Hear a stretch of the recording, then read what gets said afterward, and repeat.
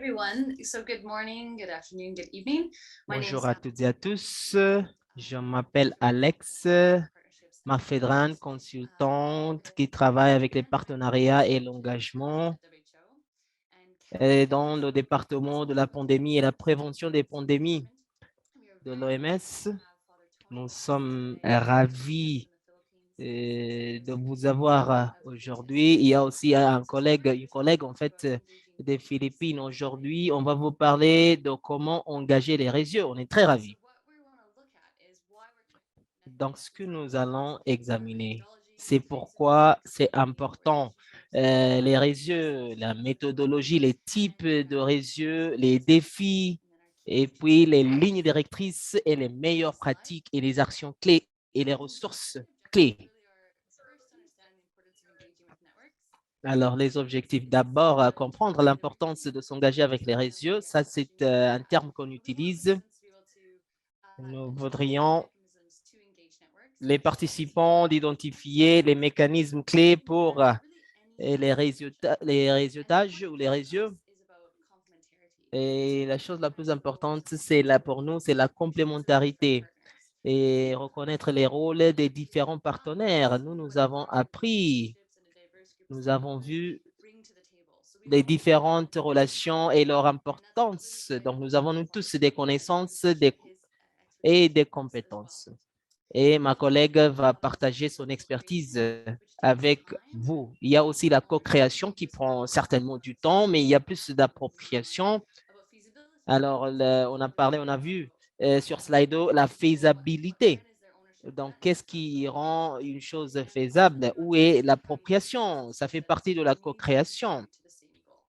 Aussi, comment contribuer de façon significative. Les définitions.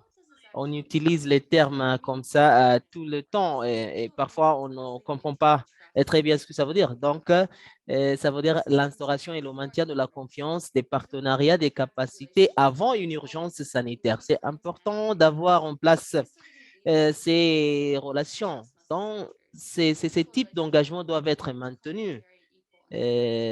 Donc, c'est complémentaire, c'est égal.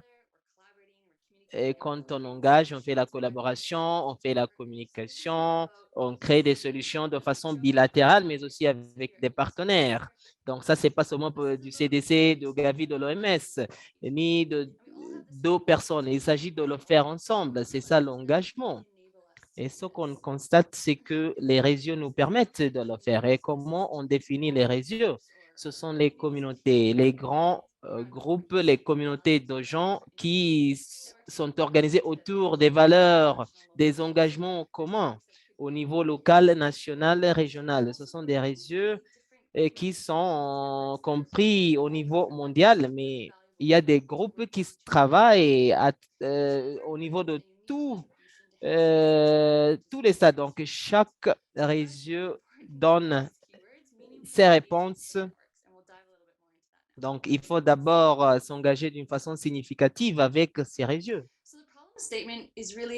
L'énoncé du problème, ça, c'est ce qui se passe quand les différentes parties prenantes ont le même objectif pour des urgences sanitaires, mais qui ont des difficultés pour engager les gens qui sont affectés et qui peuvent répondre. Je pense que nous avons déjà vécu ça, nous tous.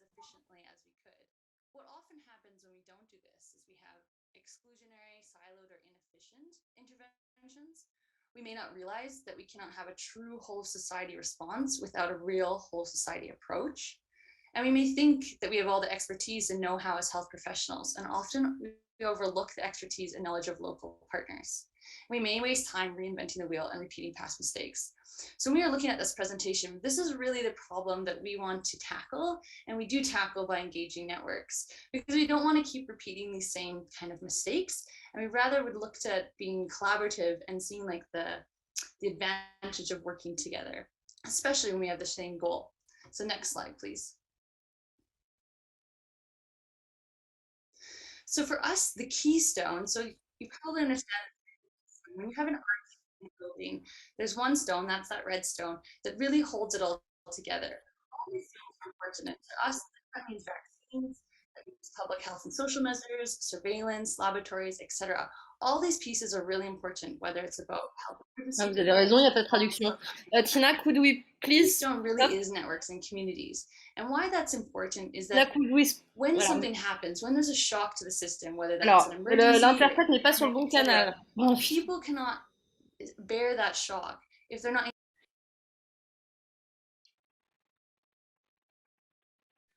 Monsieur Hi, l'interprète, Catherine. Sorry about vous êtes that. sur le canal anglais.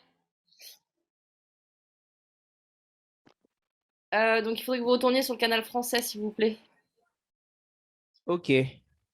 Voilà, c'est bon, vous êtes revenu sur le canal français. Donc, I don't know who is... Attendez, je parle 2 secondes. Tina or Liz, you can start again from the previous slide, the one with the bridge. Okay. Absolutely. Voilà, this one. Thank you very much. Okay. Apologies. Non, non. Three previous slides. All right. Play. Keystone. So you probably understand the theory of the keystone. When you have an arch in a building. Donc, la théorie de la pierre angulaire, il y a cette pierre qui rassemble tous les éléments. Toutes les pierres sont importantes pour nous, les vaccins et les messages sociaux, la surveillance, etc. Tous ces morceaux sont importants s'il s'agit de la demande des vaccins et autres. Mais la pierre la plus importante, c'est les réseaux, les communautés. Et quand quelque chose se passe, quand il y a un choc au système, au niveau du système, comme la pandémie, si les gens ne sont pas inclus dans le processus, il y a un gros morceau ici qui est très important. Par exemple, au niveau du COVID-19, on a eu le problème de confiance. La confiance prend beaucoup de temps à construire. Donc, cette pierre importante d'intervention est toujours en place et c'est le focus au niveau de toutes les interventions.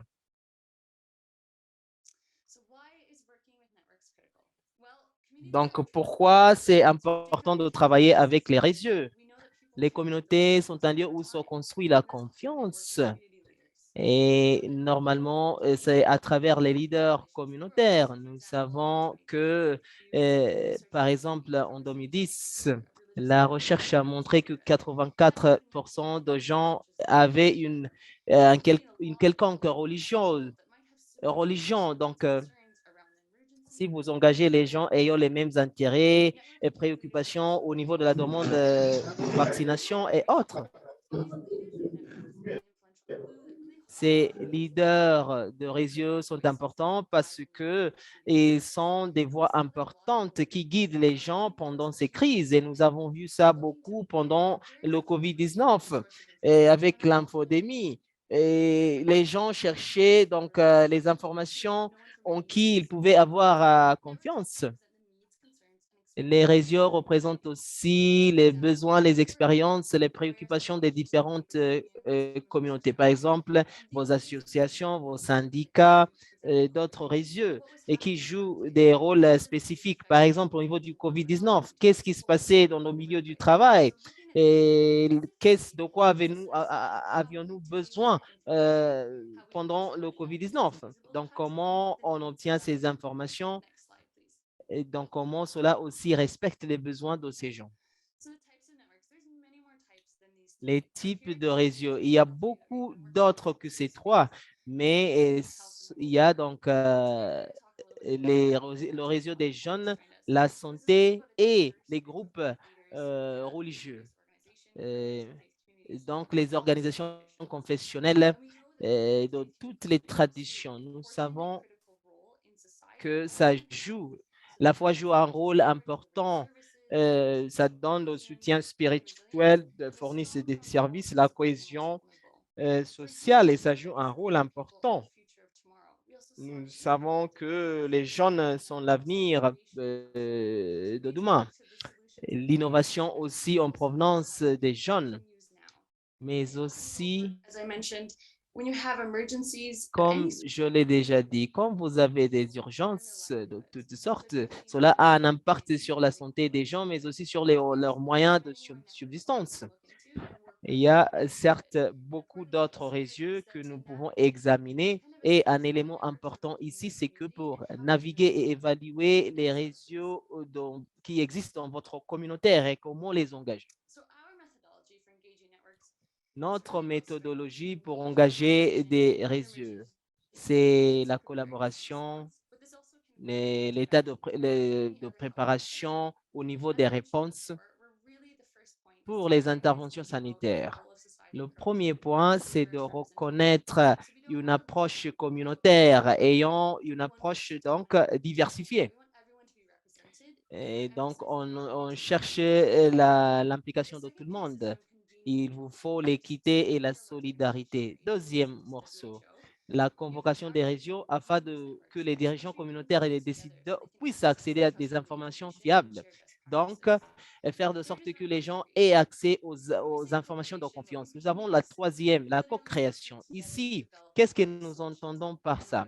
Travailler ensemble pour développer des produits, des solutions, des webinaires, par exemple, pour que les communautés puissent aborder des problèmes comme les pandémies. Donc, la communauté des pratiques, on travaille ensemble sur les besoins, n'est-ce pas? Quatrième, c'est l'engagement auprès des communautés pour partager des informations exactes. Donc, ça commence par les différents partenaires qui demandent des informations au niveau du COVID-19, par exemple, au niveau de l'OMS. Donc, on doit être transparent. Donc, établir des relations significatives, les étapes possibles. C'est très simple, en fait. La première chose, c'est de cerner qui est-ce qui fait partie de ce réseau. Une fois fait, et ça peut être au niveau local, au niveau national, international, vous pouvez parvenir aux accords bilatéraux pour comprendre le travail de chacun, vos compétences et apprendre des expériences et des connaissances de votre réseau. Nous connaissons ce réseau, mais si nous n'avons pas travaillé dans cet espace, peut-être que c'est pas facile. Donc, je pense du coup qu'il est important de reconnaître que ces membres ont de différentes expertises. Moi, je suis chevronné en question de l'OMS, par exemple. L'établissement d'un mode de fonctionnement. Comment travailler ensemble? On discute, il faut discuter avec votre réseau. Et vous avez les termes de référence, par exemple, où vous allez vous rencontrer régulièrement. Nous allons effectuer la diligence raisonnable avant d'entrer au vif du sujet, la planification du travail. Donc, ce sont vos objectifs, vos buts, vos délais. Pour rentrer donc à ce mot important, la complémentarité. Comment profiter de ces différentes compétences des différents membres. Donc, là, de la perspective de l'OMS, les normes qui guident l'épreuve. Et là, il s'agit de travailler avec la communauté, et le développement ou instauration de confiance qui aborde les besoins et les préoccupations des gens.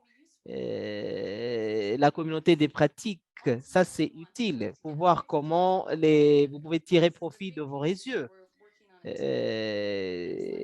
Ça, on travaille ensemble, c'est ça le message essentiel. Parmi les défis auxquels on peut faire face, tous les défis peuvent être surmontés. Ce que cela veut dire, c'est qu'on doit être réactif et adaptif au milieu du travail. On doit travailler, par exemple, d'une différente manière avec les différents groupes confessionnels, sociaux, etc., etc. Donc, vous devez être, vous devrez vous adapter à la façon de laquelle un groupe travaille. Les partenaires, par exemple, c'est un peu difficile de relier tous les éléments, mais c'est important de collaborer avec les réseaux. Et troisièmement, malheureusement, parfois l'engagement communautaire et la collaboration pour être fragmentés. Et ce que nous cherchons, c'est de formaliser et développer des partenariats formels, les mécanismes d'engagement à long terme. Et cela veut dire que nos relations seront significatives. Donc, peut-être qu'il se peut que dans le passé, vous avez eu des relations fragmentées. Donc, vous cherchez de la cohérence. Ce n'est pas seulement pendant les crises, mais il y a de la cohérence. Donc, ça, c'est un réseau qui a démarré, a été fondé pendant le foyer de la maladie ou du COVID-19. Donc, ça, là, on a travaillé avec les groupes confessionnels pour voir ce dont ils ont besoin et voir comment on pourrait se compléter. Cela a commencé par les briefings techniques au début de la pandémie du COVID-19. Donc, comment répondre au début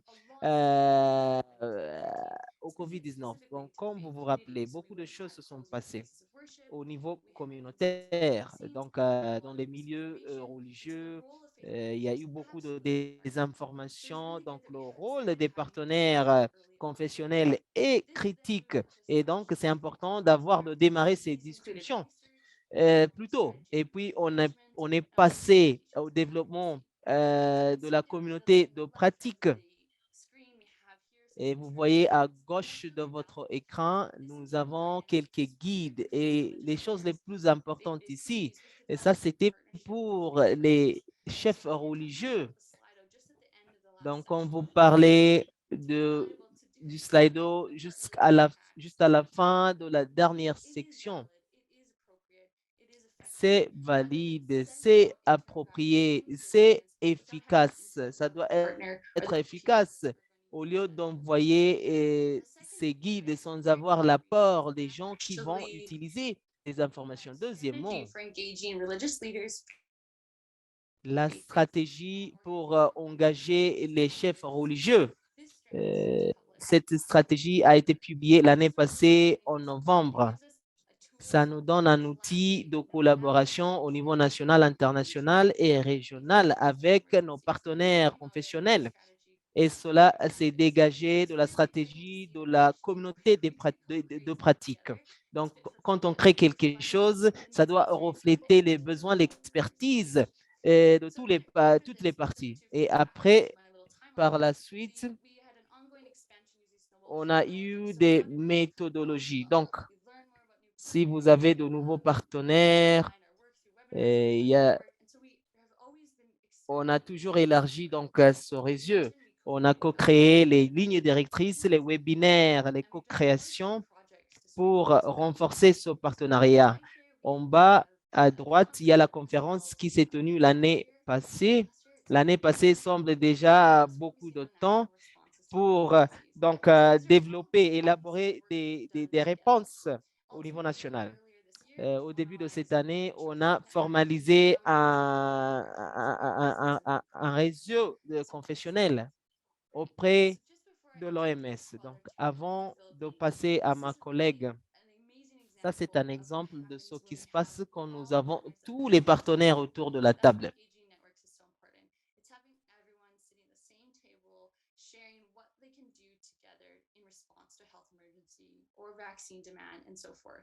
So in the Philippines, in COVID-19, very early on, the Department of Health and WHO and faith partners identified ways that these religious institutions could support their communities during COVID-19, working at both the national and local levels.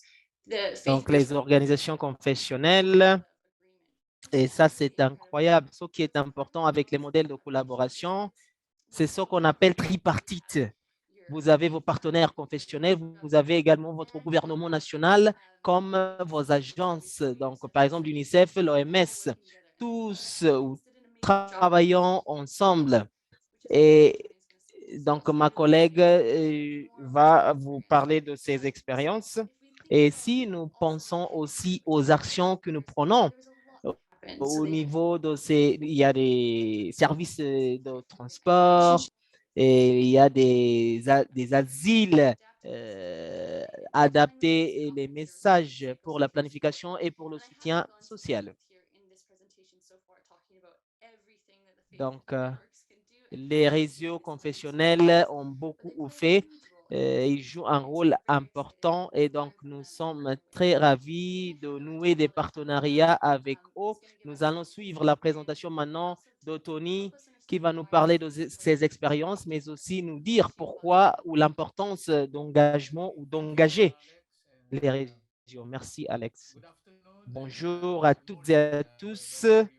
Et en fonction de là où vous vous trouvez, je suis heureux de partager avec vous mes expériences aux Philippines. Tout d'abord, aux Philippines, chaque année, nous avons des catastrophes.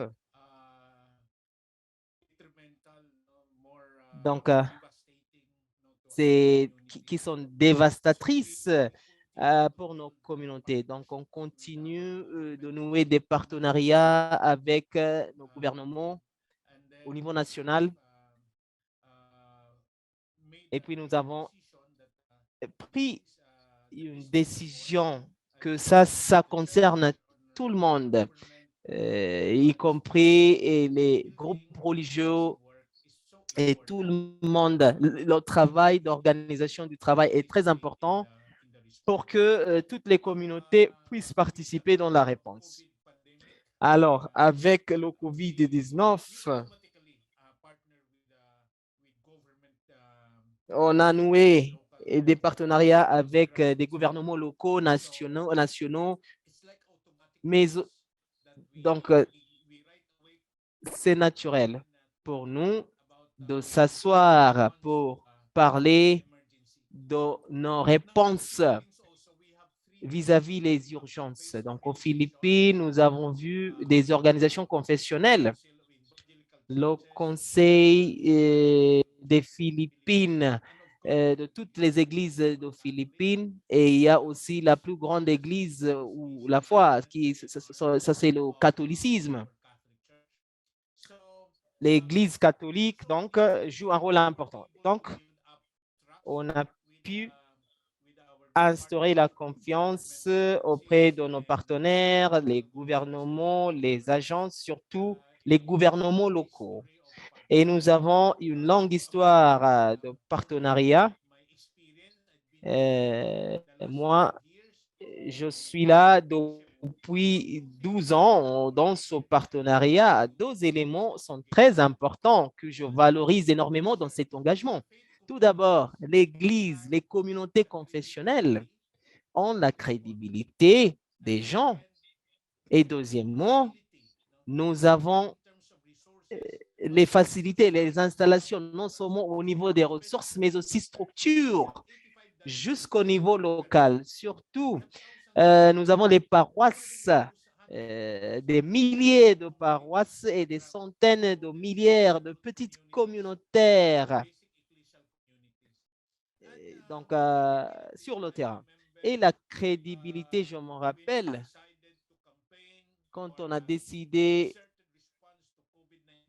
de faire la campagne au niveau du COVID pour la lutte contre le COVID-19 à travers les églises, à travers les masses, on a dû convaincre nos communautés locales sur la valeur des vaccins. Donc, du coup, la crédibilité est importante. On a instauré la confiance auprès de nos communautés, non seulement avec nos communautés, mais aussi avec d'autres partenaires. Et ça, c'est très important. C'est un travail en cours.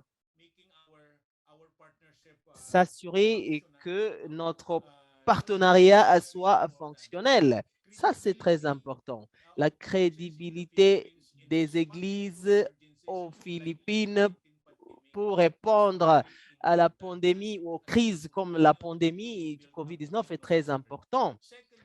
Deuxièmement, le COVID-19 nous a fait constater que beaucoup, notre travail acharné depuis longtemps, que nous avons besoin de mobiliser nos structures, mais aussi nos ressources. Donc,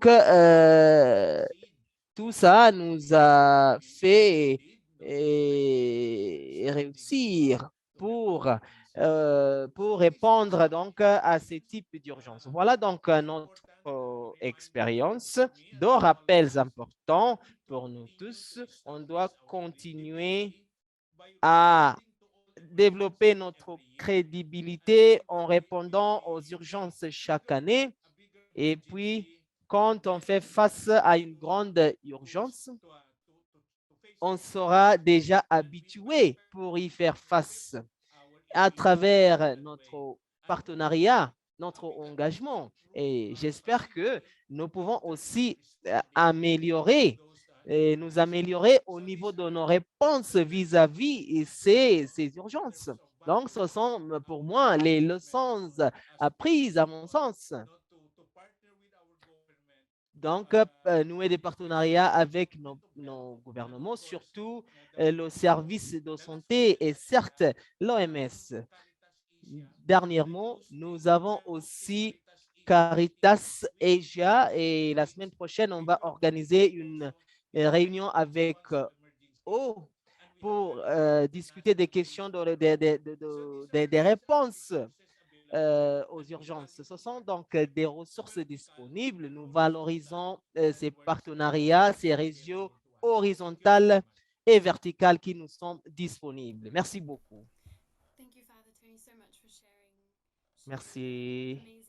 Merci beaucoup donc pour avoir partagé ce travail incroyable que tout le monde fait. Ça, c'est la diapo, la dernière diapo.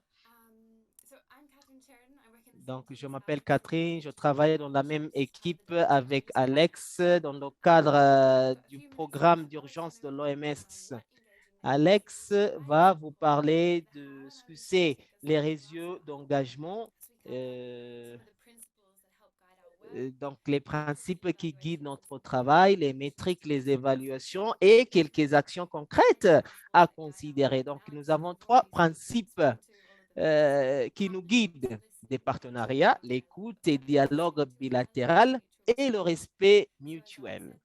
Donc, comme l'a dit Alex, les partenariats, ça c'est quelque chose en cours qui demande beaucoup de temps et des efforts, et c'est une approche pour toute la communauté pendant les crises, mais aussi quand il n'y a pas de crise.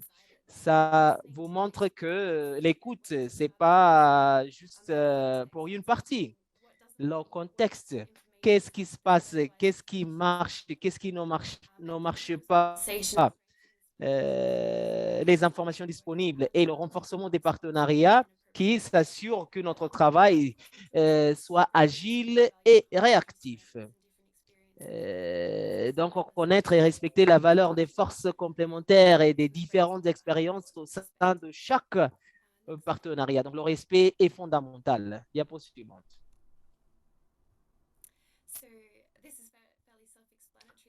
Donc, ça s'explique, n'est-ce pas? Mais parmi nos meilleures pratiques, soyez ouverts et transparents, communiquez de façon claire et soyez adaptifs, soyez humbles avec l'évolution des informations, avec plus d'informations. Nous, les chercheurs, on a à partager ces informations. Et soyez adaptif, adapter l'engagement en fonction des besoins et des préoccupations de chaque réseau et être prêt à changer et changer encore en fonction de l'évolution des circonstances. Et dernièrement, soyez humble. Une collaboration fructueuse exige une volonté de voir et de faire les choses différemment. Diapo suivante. Là, il s'agit des métriques évaluation. Nous connaissons déjà, nous savons l'importance de la collaboration. Mesurer la force des relations n'est pas évident. Et donc, ici, on a détaillé plusieurs exemples que vous pouvez utiliser dans votre travail. Il ne s'agit pas seulement d'activer. et les réseaux, n'est-ce pas? Deuxièmement, l'implication des parties prenantes dès le début, dans la planification, la conception, le suivi, l'évaluation. Est-ce que vos stratégies communication ont été informées par les réseaux avec lesquels vous travaillez? Donc, il faut utiliser les stratégies qui ont déjà été testées dans le passé. Vos produits, les conseils et les solutions sont-ils co-créés et co-appropriés? Et puis avoir donc des évaluations à mi-parcours et continu. Et il faut continuer à construire cette relation au fil du temps. Je pense que vous avez déjà vu cette diapo. Et là, nous savons que le contexte a un impact sur tout. La présentation, elle est là.